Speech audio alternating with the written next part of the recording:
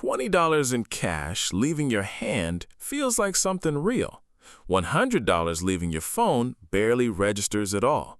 And that gap is exactly where this video lives. Ask anyone how much they spent this week, and they'll give you a number fast, fairly confident, almost always wrong. Not wrong by a little, wrong by enough that if their bank account could talk, it would just stare at them for a second. This isn't a math problem. Most people can add. The gap shows up somewhere else entirely, in how the brain decides what even counts as spending in the first place. Turns out it's surprisingly picky about that. A grocery run counts, a rent payment counts, but the coffee, the app subscription that renews itself like it has a personal vendetta, the impulse tap for something that arrived 2 days later and still felt like a stranger's package, none of that seems to make the cut.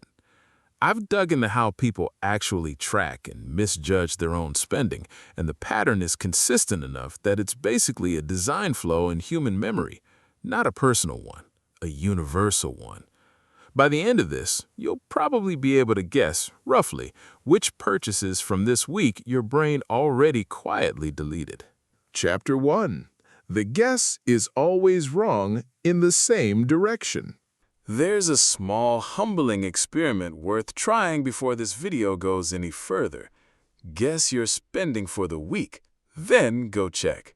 Almost nobody guesses over. People guess under consistently, and usually by a meaningful margin. Not $5 off, sometimes $100 or more depending on the week. What's interesting isn't that people are wrong, it's that they're wrong in exactly the same direction every time, which rules out random human error and points at something more systematic happening underneath. If the mistake were random, some weeks people would guess too high. They basically never do. The brain isn't rolling dice on this one. It's running a specific process that reliably drops the real number lower than reality, and that process is worth actually looking at instead of just blaming a bad memory. A coin flip would at least be wrong in both directions. This isn't a coin flip. Chapter 2. The tap that doesn't feel like money leaving. A big chunk of this comes down to something researchers call payment decoupling, and it explains a lot more than people expect.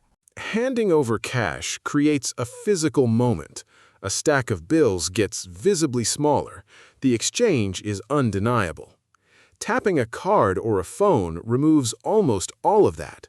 There's no visible reduction of anything, no stack getting thinner, just a small beep and a screen that says approved. The brain registers a cash purchase as a loss far more strongly than it registers a tap, even when the dollar amount is identical. This isn't a willpower issue, it's a sensory one. Money that leaves invisibly gets logged with less weight than money that leaves visibly. And over a week full of tax, that adds up to a running total the brain never fully processed as real spending in the first place. The money left. The feeling of it leaving mostly didn't. Chapter 3. Memory doesn't keep a running total. And even if every purchase did register, there's a second problem. Memory was never built to add things up in real time. Human memory stores moments, not sums. It's excellent at remembering a specific scene, the coffee shop, the awkward small talk, the slightly too warm oat milk. It's terrible at quietly accumulating a running number in the background across dozens of small moments spread over a week. There's no internal calculator keeping score. There's just a pile of separate little memories, and estimating a total means mentally reconstructing all of them after the fact, which is exactly the kind of task memory is worst at. This is why someone can remember every detail of a purchase and still have zero idea what the weekly total looks like. The detail and the total live in completely different systems, and only one of them was ever built to hold numbers. The brain remembers the coffee. It just never learned to keep the receipt. Chapter 4. Small and frequent disappears first. This is where the small stuff quietly walks out the back door without anyone noticing it left. A $5 coffee, bought most days, blends into routine so completely that it stops registering as a decision at all. It just becomes part of the morning, the same way brushing your teeth doesn't feel like a choice each time either. Subscriptions do something similar. They get approved once and then quietly renew in the background forever, showing up on a statement as a familiar shape nobody actually looks at twice. None of these purchases are dramatic enough to leave a mark. They're small, they're repeated, and repetition is exactly what makes memory stop paying attention. A single, unusual $70 purchase gets remembered in detail for weeks. 14 separate $5 coffees, adding up to roughly the same total, barely register as a memory at all. The big purchase left a mark. The small ones just left. Kinda curious about this one. Before you check your statement, guess your total spending for the last 7 days. Write the number down somewhere. Then actually go check it. If you want, drop both numbers in the comments. I'm curious how far off the average guess actually lands. Chapter 5. The brain remembers what stood out, not what cost the most. There's a specific bias underneath all of this, and it's not really about money at all. It's about what memory considers worth keeping. Memory prioritizes salience, whatever felt emotionally distinct, over magnitude, whatever actually cost the most. A slightly embarrassing moment at checkout gets remembered in vivid detail, even if the purchase itself was small. A completely uneventful, routine transaction for a much larger amount barely registers at all, because nothing about it stood out enough to earn a place in memory. The brain isn't ranking purchases by dollar amount, it's ranking them by how interesting the moment felt. This is part of why a single big, noteworthy expense feels like it dominated the week's spending, while a string of boring, forgettable small ones quietly outspent it without ever getting credit for doing so. The dramatic purchase got remembered. The boring ones got away with everything. Chapter 6. This has been measured, not just noticed. None of this is a theory about how memory probably works. It's been tested directly, more than once. Behavioral researchers studying cashless payment methods have found consistent underestimation of spending among people using cards and mobile payments compared to cash, along with weaker recall of individual transaction amounts.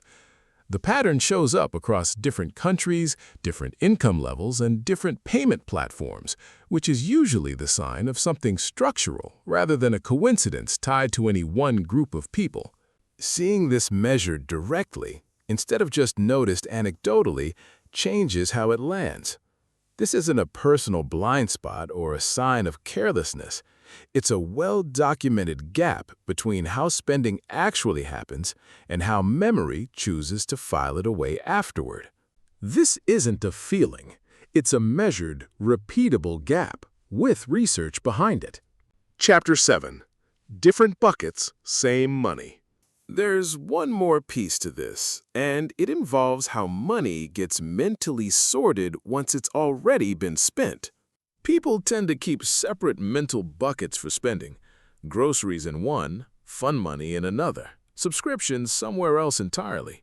Almost like separate accounts, even when it's all coming from the exact same balance. This is called mental accounting, and it makes each bucket feel individually reasonable, even when the buckets, added together, tell a very different story than any one of them tells on its own.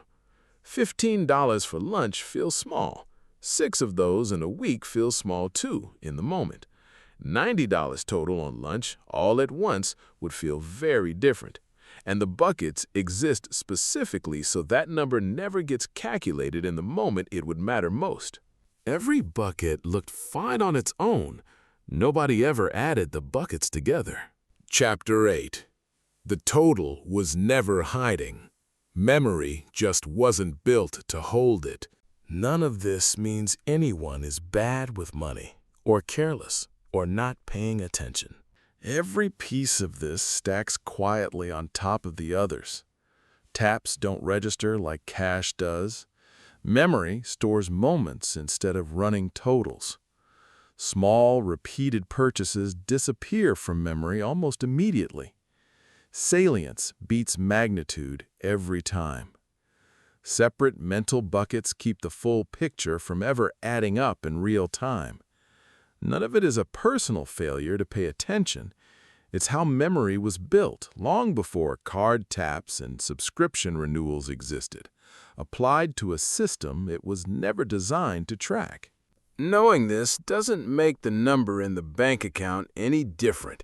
It just makes the surprise a little less mysterious, and probably explains exactly why that guess from the start of this video landed lower than reality did.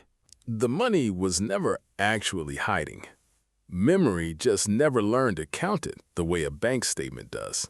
If your guess from earlier landed way off too, you're clearly in good company.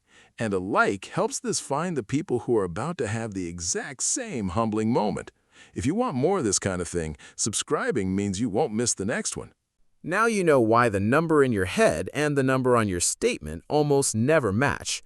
The next thing worth understanding is why checking your balance more often doesn't actually fix this gap, and sometimes makes it worse. So watch this video next to see why.